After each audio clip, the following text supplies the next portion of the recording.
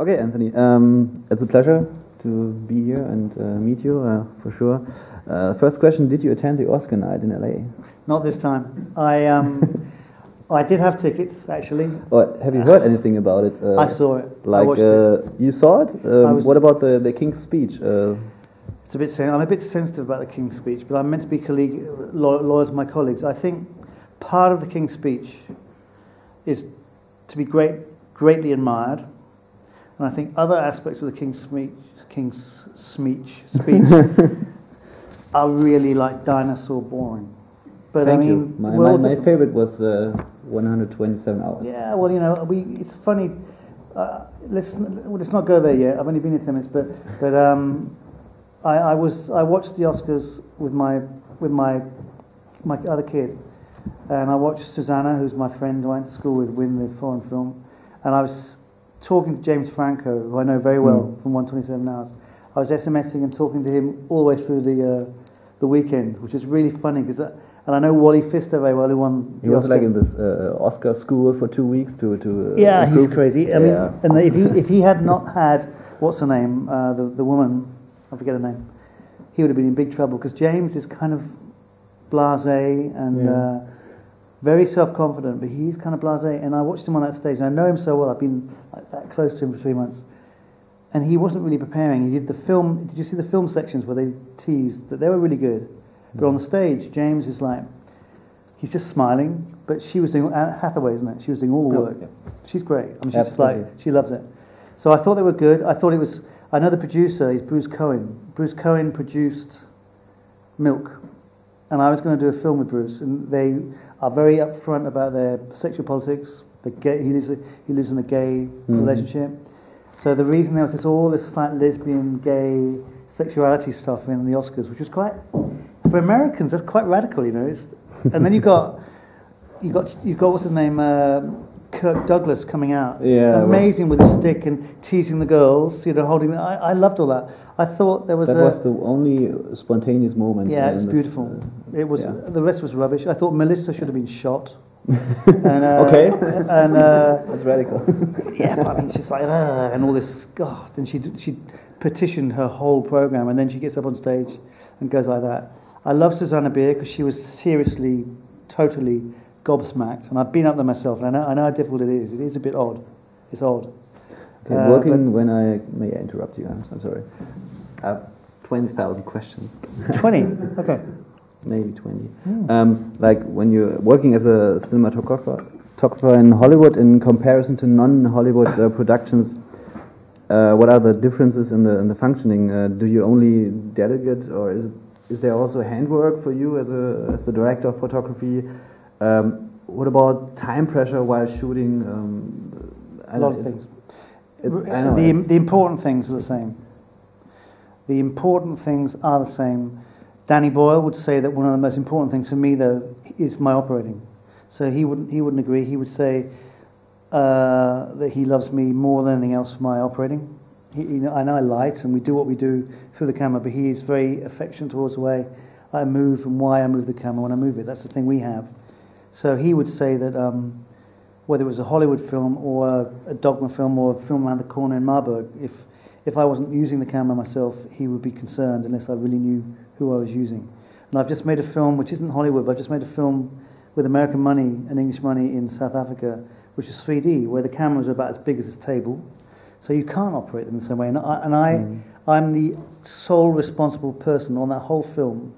Camera department, 105 people. I'm the one that has to look at the 3D and make sure the 3D is working with my technicians. So I can't operate, because you can't operate and see, or you have to operate and then shoot it in 2D with one screen, and then you have to walk to the tent, replay it, watch it. It takes all day. You get 5 shots a day. So I had to step back, go to the tent, watch like Ridley Scott. I had to watch 4 or 5 monitors with 3D glasses, and that was a new world for me. So it's not simple what you're asking. I know. The question's complicated because my work changes quite significantly from each film I do, and it's not necessarily about the size or the nationality of it, or the studio involvement. It's about the heart of the production. It's about the key players: the director, the actors, the camera, and the producers wanting to do the same film, and then whether it's a studio film or a student film, it'll go that direction. There are differences, I know, but that's simply where the real answer is. It's in the heart.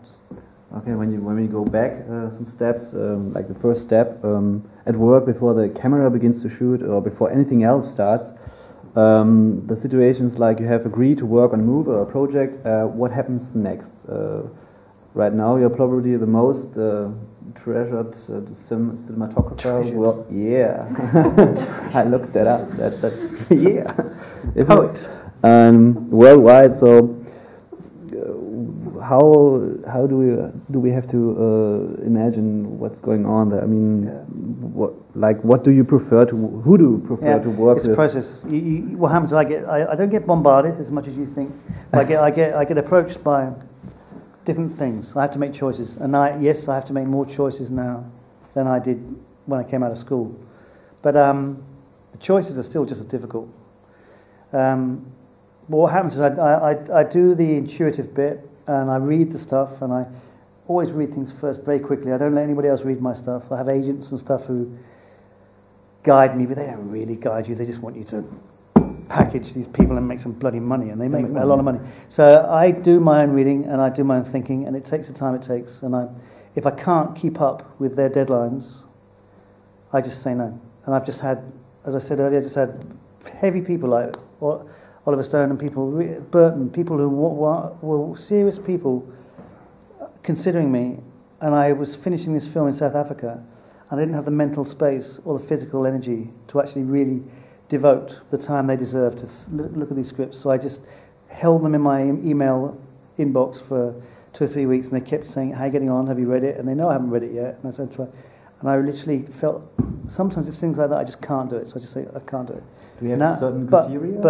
But there is. If I get through the first bit and I start to get attracted to a film, then I'm really interested in two things. I'm interested in more in detail who the producers and the directors are and what actors are attached, because I want to know what kind of people they are. And I look at their faces and I spy on them, and I think about what are these people about who are going to take me away from my home for another 6 months.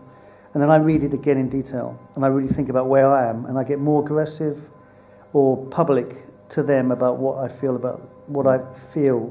Then you start testing each other, and then I find out very quickly, do we belong? Or is it their story, which is fantastic, but I take them the wrong way, or we go the wrong way? And usually I've learned to do that, and it can take the time it takes, but that's me sorting it out. That's the way I sort it out as best I can, and I have made mistakes. Not all my films are great or good, but that process is the same, whether it's a small thing or a big thing, whether it's American or it's British or it's Yugoslavian or Marburgian. Okay, the next keyword is dogma film. Wait. The dogma film style have established itself in movie theaters, like in Hollywood, for instance. And what about the 10 rules that existed during the 90s? Which elements are a part of the concept in your latest project, 127 The hours? dogma movement is the most over-publicised, over-inflated pile of bollocks I've ever been a part of. And bollocks is not a nice word to use in here because this might be television, but bollocks basically means the two things that generate. I mustn't go into this, but it's a naughty word. But it's a dogma or anything else. The new wave, the essence of these movements. They're moments in time in different satellite places around the world, and certain people are attached. And I was lucky enough to be attached. I was there at the time when it happened, and I was close to Lars, and I was close to Thomas, Vinterberg and Trier, and I felt the same things applied. When I get asked to do a film in 5 weeks where the camera, I can't light, I can't do this, I can't do that, I then do my sorting process again. I do the same thing. I think about, who are these guys? What are they about? Are they just a couple of pricks who just want to make some money quickly? Is it a serious idea? Do I need, or is it good for me anyway? Should I do it? And I do that same thing. And I knew and loved Thomas, and I read the script for Celebration. I knew it was a damn good script. And whatever we did with that, I knew we could attempt to make a good film. But I then look for my recipe, which we can talk about in the next couple of days, but I look for my way of making that the way I think it should be. And the strange, wonderful thing about Dogma was the directors were not officially allowed to tell me or comment on what I do and why I did it. They were meant to leave that alone and let me explore, which for Celebration was a wonderful door opener because I could do what I wanted. I tested and thought a lot, but I then went for it. And it was actually a rule of this? Yeah, the director is not allowed to comment on the aesthetics or whatever. You can find the rules. But back to your question, which was a big question, those rules could have been 10 other rules. The trick was, and the necessity was, that Lars von Trier, from Trier, he wanted on the lavatory to publicise and make official the fact that he wanted to make a film like The Idiots, which is a very different film. And to do anything Lars, he has to allow himself he has to announce, now I'm going to do this. He has to make his rules. We do that every film we do. Every film you guys make, there are a certain set of rules. They just became dogma and it became successful, so it became public. When it gets public, some films are good. Not many of them are good. Most of them are bad. But the ones that are good live on. And then you have the merchandising. You have the producers, the distributors getting hold of the idea, seeing money in it, cheap films. And then the world takes those rules and talks about Dogville as a dogma film. It talks about other films as dogma. It's all complete rubbish. Okay. What was important was the beginning, a little explosion, a little catalyst, a political idea was Martis, and then what comes out of it comes out of it. And most of it, as it goes further and further away, it's like a bomb, sorry, but the further and further away from it, the damage can be less or more, but the intensity is less. And it's very, I'm very strict now, because I get asked this question so much, I'm very strict and I'm very honest, and I'll always answer it about what I think about dogma, because it very quickly becomes fashion, becomes an institution. The mainstream thing. Yeah, and it's lost its value. Move on. I move on quickly. Okay. Move on quickly. Not from the question, but from the... that was my next... let's jump to the really next question. Questions, sorry. No problem. I'm really bad at moving questions. No, you're the pro, I'm the student. Okay. Let's jump to 127 hours. Yeah. How do you get this flow of pictures done? Like on this scene, the place in the crevice, you know? Yeah. With incredibly little space to shoot. How did that work? I mean, the composition of the picture. How important was that? What about the moving camera? This perspective from down the bottom of this narrow crescent, etc., etc. You know, and special effects for sure. No? Yeah, I mean the thing about 127 hours is it's about, again, luckily when you made a film, 6 films with a guy like Danny, I don't have to go through that sorting process. It's I can do it in 5 minutes. I can look at Danny and I think, is he taking the piss out of me? Is this genuine or is this real? And the fact is, Danny coming off an Oscar film, and me coming off an Oscar film, but as a director, producer, the next film you make it's very delicate because the world's looking at you, and half the world wants to hit you. That's the way, the nature of human beings. So he didn't do the empty the shelf idea. I said, I'm going to make this film because I've been flirting with the idea, and this film will never get made unless we get 8 people together who've won Oscars and we really convince Fox Searchlight that we want to do this film. And so I could relate to that. And he may have made lots more money, which I don't make it, but that said, I understood the idea. So then I read it, blah, blah, blah, blah. I think about it and I think, God, this is a challenge. And it was technically, I think, photographically, one of the biggest challenges. Dogma was a walk in the park. A Dogma was a walk in a forest, but was it 127 was tough shit. This crevice scene, so the way... You build the story on the real canyon. We were in the real canyon like MASH. We got flown out like the Americans to do. They fly you in, they fly the toilet in, they fly the cook in, they fly everything in. There's a whole base in the middle of the desert, 5 hours away from anywhere, in this area where this man lost his arm. We're in that area, on the stone that nearly took his life. Okay. And we do 10 days shooting there. The plan was to do those 10 days first, so we all had experienced this kind of imprisonment, and then go to the studio. But there was so much snow in Moab, in Utah, when we were due to start. We had to start in the studio, then go to the canyon, and then go back to the studio. But basically, We did what you call LiDAR scanning, technical term. You scan the whole of the canyon, the real canyon. The design do that, the technicians do that. We then go to a building in Salt Lake City, we knock floors out, and we build 2 sets that are identical. In fact, they're smaller. So the real set, the real canyon, and the 2 sets are physically the hardest place I've ever worked in my life, and they're not openable.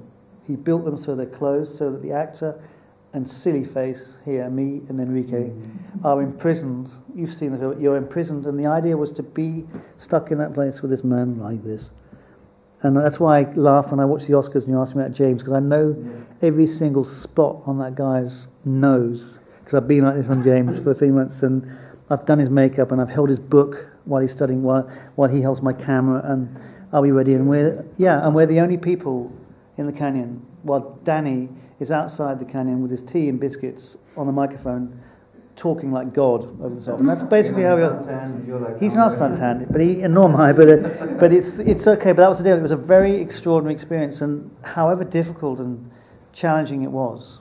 Obviously, every project I do is built on other experiences, and our chemistry, Danny and I, is developing, and I hope we're still there. You know, I'm pretty close to him, but it was a very difficult film, as he said, for the media, to make an action film about a man standing still. It is difficult. So, in a cerebral way, in the brain fascination way, you have to create these areas of visual enigma for the film to survive, because otherwise you are stuck. Yeah, but then, one person, right? Yeah, but one person. Then it's a challenge, and I just think, okay, how are we going to do this? I look at the real messages of Aaron Wilson. I meet the real guy. I talk to James. I talk to Danny. We look at the set, and you then think, well, we have to know why we move the camera and why we don't move the camera. It's like revisiting film school. It kind of hypersensitized all the rules, I think, there are about why you do what you do, because you want to make it real, but you don't want it to be ugly.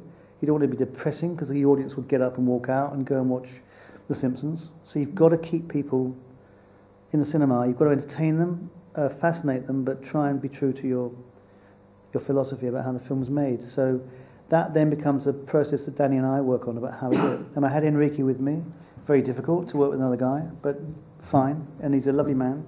Just we're very different, but there's lots said about that. But you know, it was still the same process. Finding the alphabet for the film, knowing why you move, why you don't move, making it work. James had to play his pants off. If James was boring or in any way bad, the film would fall on the ground. Whatever I did, whatever we did, it would fall. You know, so it's that equation, that creative equation before about Hollywood or not Hollywood. It's about these key people, the actor, the relationship between the actor, the camera, the director, and the producer's understanding. That's all it is. And then the rest is artistry and training and working your pants off. Let's do another jump cut. Yeah. Sorry, another long answer. Marburger Kamerapreis. Good hair. He does it himself. Yeah. Good. Male vanity is good stuff. Good stuff. Yeah. Marburger Kamerapreis. Yeah. That's what you're here for. It's fantastic. Yeah, I know. What do you think about the Marburger Kamerapreis when you're mentioned in a row with persons like Rahul Kutar or just Joost Vacano, Camera Award winners? How would you consider your achievement? What does this award mean to you? I mean, either somebody's been drinking or there's a great misunderstanding. I don't know what's going on here. I don't know what I'm doing in this room. I am obviously humbled. I mean, Raoul, as the first one, is a legend in his own time and will always be so. Jost is a man I met once. I hear he's coming. I really look forward to seeing him. These are people who have stood out. They're people that have stood out and stood fast and firm. And I mean, you're like the second man from Hollywood that is honored for his work. But I'm not really from Hollywood, you know. I know it's a big word in Germany. Yeah. Hollywood. Oh my God. I mean, I do films. You know, I haven't yet done. It's important for you to understand this. I haven't yet done a fully financed studio movie. I read them. I read 40 a year, and I've just had another appeal from a director, Gary Ross, who did Seabiscuit, who's actually a lovely man who wants to make this film about this American game called Hunger Games, which is about children gladiators. It's a horrifying story, and I've got a studio film, and now the director, the producers aren't writing. Normally the agents, it's the director pleading with me to do it because he thinks we should do it together. And I have this situation with the studios all the time. I actually haven't yet done a full studio. I've done these films with Danny where we have American money, so they apply the push, and they add and help. And if it's a good film, or they think it's got a chance, then they give it the push. Like Slumdog nearly died because Warner didn't trust it, and then Fox Searchlight came on board. But I've never really. It'll happen. I mean, Oliver Stone, I was about to do a film, that would have been a studio film, but you know, even then, Oliver's no ordinary studio man. You know that. It's things. So I think I'm honoured like hell to be here. I really am flattered. It's a beautiful thing you do, and what I love about this is I will have intimate contact, direct contact with students who are my favourite contacts area, because they're inspiring people who are looking, and that's why I love Camera March we were talking about earlier. It's people who look at you, and it's ironic, sometimes they just want to be you, which is absurd because nobody should be, but they are excited like I am still and was as a student, and those people are the best people to speak to. And Danny, I know, feels the same way as a director about that kind of people. These people are fantastic cinematographers. Robbie Muller, I know very well. It's a great honour. I've never met Frank Grieber. I know he's one of your hometown. I would say he's almost more studio than me. Okay. You know? Let's jump. Yeah. Another time. 1,999 questions left. No. Yeah, back to the history of the dogma film thing. You could say, I mean, you already answered it in a way, but you could say the dogma film is the last clearly definable big movement since the last 15 years. It was defined 10 rules. How much is left from that? You already answered that in a way. Can you actually still speak of an existing dogma style, or is it only mainstream?